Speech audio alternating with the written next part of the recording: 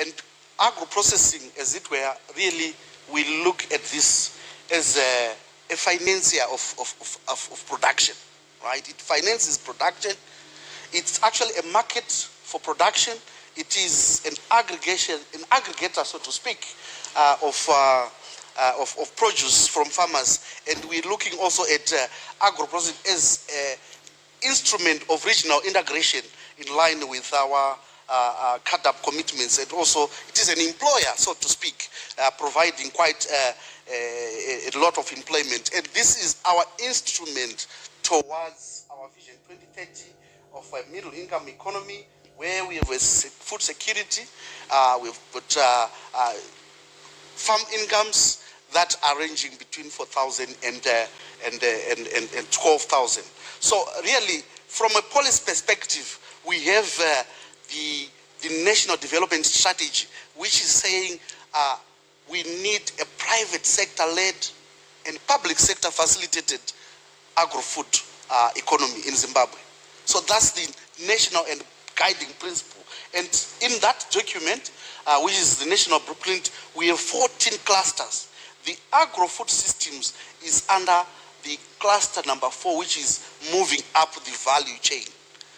So here is where, that's where we are talking about agro-food systems.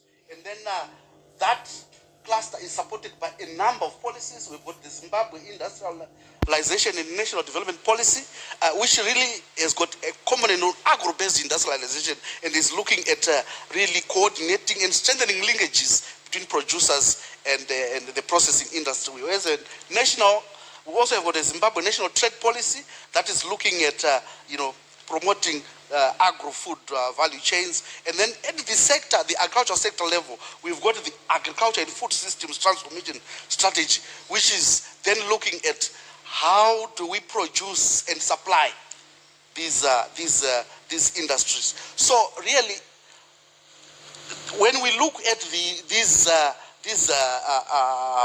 agro-food systems, the major challenge when you look at the cereals, which is the grains, and the oilseeds, the major challenge is the issue of the technology that they are using for processing. It's antiquated.